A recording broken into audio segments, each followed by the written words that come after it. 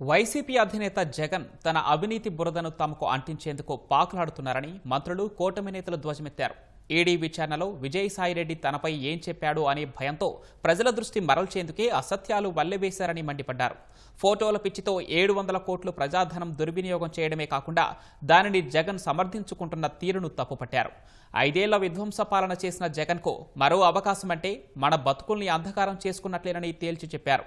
Credibility లేని వ్యక్తి credit చోరీ అనటం విడ్డూరంగా ఉందని ఎద్దేవా చేశారు. పట్టాదారు పాస్ పుస్తకాలపై ప్రజలు రాజముద్ర కోరుకుంటారు కానీ జగన్ దిష్టి బొమ్మను కోరుకోరని మండిపడ్డారు. జగన్ భూ సర్వే సంస్కరణ కోసం కాదని భూ కబ్జాల కోసమేనని ధ్వజమెత్తారు. ముఖ్యమంత్రి చంద్రబాబు గురించి మాట్లాడే నైతిక అర్హత జగన్కి లేదని అన్నారు. కోడ్లు వాళ్ళు ఇచ్చి ప్రాపర్ గా పాస్బుక్ ఇచ్చుంటే రైతులు ఇన్ని సమస్యలు తీసుకొచ్చే వాళ్ళు కాదే. పొద్దున్న వారు చూపించారు, అప్పుడు క్యూఆర్ కోడ్ ఉంది, ఇప్పుడు క్యూఆర్ కోడ్ ఉంది అని 15 డిఫరెంట్ సెక్యూరిటీ ఫీచర్స్ తో బ్లాక్ చైన్ పెట్టాం. అప్పుడు బ్లాక్ చైన్ లేదు. దీంట్లో ఈ క్యూఆర్ కోడ్ కొడితే కేవలం వాళ్ళకి ఏ సర్వే నంబరో ఏదో వస్తుంది, ఎక్కడ ఉంది ఏంటి అని. కానీ మేము రాజముద్రతో ఇచ్చాం. ఇక్కడ 2 పుస్తకాలు వ్యత్యాసం చూడండి. ఒక దాంట్లో దిష్టి బొమ్మ, ఒక దాంట్లో రాజముద్ర. ఎవరు ఏది కోరుకుంటారు? పట్టదారు ఫోటో లేదు, ఆయన ఫోటో మాత్రం ఉంది. ఇక్కడ చూడండి, ఆధార్ నంబర్ 999999 అని ఉంది, టెలిఫోన్ నంబర్ 999.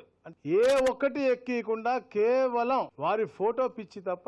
అలాగే జీపీఎస్ సిస్టమ్ కూడా లేనటువంటి పరిస్థితి. పగడబందీగా రాజముద్రతో మీ భూమి మీ హక్కు అని చెప్పి ప్రతి ఒక్కటి ఆధార్ నంబర్, టెలిఫోన్ నంబర్, అన్ని ఎక్స్టెంట్స్ వాళ్ళకి దీంట్లో వచ్చే విధంగా. అలాగే ఈ క్యూఆర్ కోడ్ కొడితే వారికి దారి కూడా చూపించి వారికి ఎలా ఏ దారిలో పోతే వస్తుంది, వాళ్ళ నేబర్హుడ్ ఎవరు అని చెప్పే విధంగా ఒక ఎక్సర్సైజ్ చేసి మేమేదో చేశామని నువ్వేం చేసావు నాయన? పాస్బుక్ల మీద నీ బొమ్మలు వేసుకున్నావు, రాళ్ల మీద 700 కోట్లు ఖర్చు పెట్టి నీ బొమ్మలు వేసుకున్నావు. ఎవరాస్తి? నీ కుటుంబం ఆస్తా? మీ తండ్రి గారిదా, తాతగారిదా? ఎవరాస్తులు అవి? ప్రజల ఆస్తుల మీద నీ బొమ్మలు వేసుకోవడానికి మీకు అధికారాన్ని ఎవరిచ్చారు?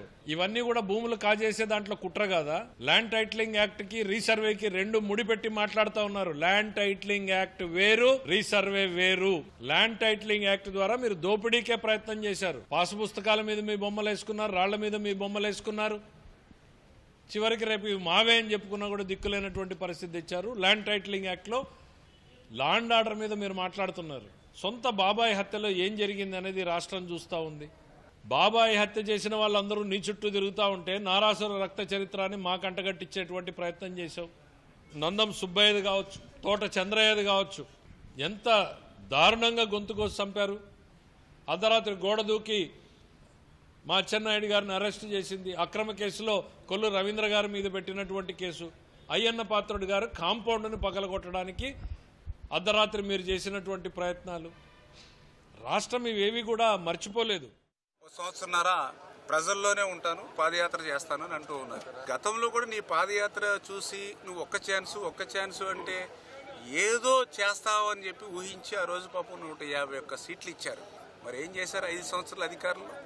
తాడేపల్లిలో మొద్దు నిద్రపోయారు. అడప ఎప్పుడైనా తాడేపల్లి నుంచి బయటికి రావాలని అంటే 144 సెక్షన్, 30 యాక్ట్, ముందస్తు అరెస్టులు, హౌస్ అరెస్టులు, మరి ఇన్ని రకాలైన ఆంక్షలు, బ్యారికేడ్లు, పరదాలు ఇన్ని పెట్టుకుని ఈరోజు అధికారం పోయేటప్పటికీ మళ్ళీ నేను ప్రజల్లోకి వస్తానని అనేది నువ్వు అధికారం కోసమే తప్ప ప్రజలకి మేలు చేయడం కోసం కాదు.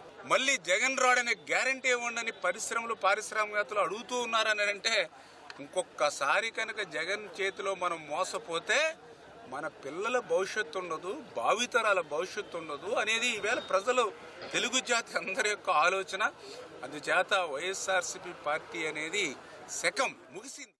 జగన్మోహన్ రెడ్డి గారు బస్సు యాత్ర చేస్తారంట. 3.5 సంవత్సరాలు నేను విశ్రాంతి తీసుకుంటా ప్యాలెస్లలో. ఎన్నికలకు 1.5 సంవత్సరాల ముందు మాత్రమే ప్రజల్లోకి వస్తా, ప్రజా సమస్యలను లేవనెత్తా, ప్రజల తరపున నేను ప్రజల్లోనే ఎన్నికల దాకా ఉంటానంటే దాన్ని బట్టి ఆయనకి ఎంత చిత్తశుద్ధి ఉందో అర్థం చేసుకోవాల్సింది. మీరు అసెంబ్లీకి రారు, రాష్ట్రంలో ఉండరు, అప్పుడప్పుడు వస్తారు, వచ్చిన ప్రతిసారి కులాల మధ్య చిచ్చు పెడతారు, లేదా ప్రాంతాల మధ్య వైషమ్యాలు పెంచుతారు, ఇటువంటి అసత్య ప్రచారాలు చేస్తారు. అబద్ధాలు తప్ప నిజమనే మాట మీ నోట్లో లేదు. ఎప్పుడు అబద్ధాలేనా?